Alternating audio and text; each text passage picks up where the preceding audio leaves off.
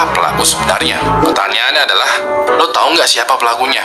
Jadi ada 3 calon tersangka nih, gampang banget pilihannya. Di pilihan pertama ada Mark, seorang suami yang menyaksikan istrinya dibunuh oleh Roger. Di pilihan kedua ada Rebecca, seorang pengasuh yang dipekerjakan oleh Mark untuk mengasuh anaknya yang pada akhirnya dinikahi oleh Mark. Di pilihan ketiga ada Roger, seorang driver yang terobsesi dengan Donna. Sekarang gue mau lo untuk 10 detik ke depan sekiranya menebak menggunakan insting atau tebakan asal aja, siapa sekiranya pelaku dari kasus Donna ini. 10 detik dari sekarang dimulai.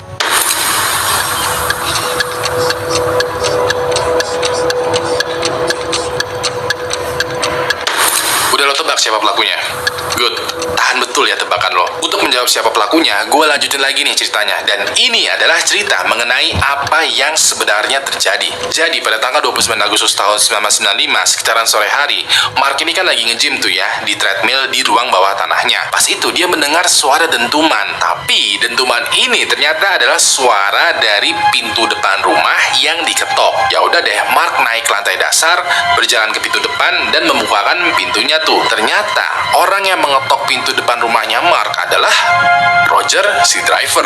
Pada sore itu, Roger datang ke rumahnya Mark karena Mark lah yang mengundang Roger. Beberapa hari sebelumnya, Mark sempat menghubungi Roger dan meminta Roger untuk datang ke rumahnya Mark. Maksud undangannya ini adalah membicarakan masalah kelakuan tidak menyenangkannya Roger kepada Donna kemarin itu. Roger mau aja tuh menerima undangan untuk hadir ke rumahnya Mark karena ya Roger sendiri udah disuspend sama perusahaannya. Niatan Roger ke rumahnya Mark adalah ingin meminta maaf, membersihkan nama baiknya, dan meminta Mark mencabut keluhannya supaya Roger bisa bekerja lagi. Pas itu, Mark mempersilahkan Roger masuk tuh ke dalam rumahnya. Mereka sempat ngobrol basa-basi gitu ya di ruang makan. Setelah basa-basi, Mark balik badan ya, membelakangi Roger gitu. Pas ini, Mark bilang ke Roger, "Gua mau lo bertekuk lutut dan memohon ampun." Roger bingung kayak, "Hah? Maksudnya gimana pak?" Mark lalu balik badan sambil mengeluarkan pistol dan bilang dengan tegas, "Gua mau lo bertekuk lutut dan memohon ampun." Roger yang ditodong pistol ini ya bingung nih ya, dan mau nggak mau ikutin aja tuh permintaannya Mark. Roger pun bertekuk lutut dan mengangkat tangannya ke atas kepalanya gini ya.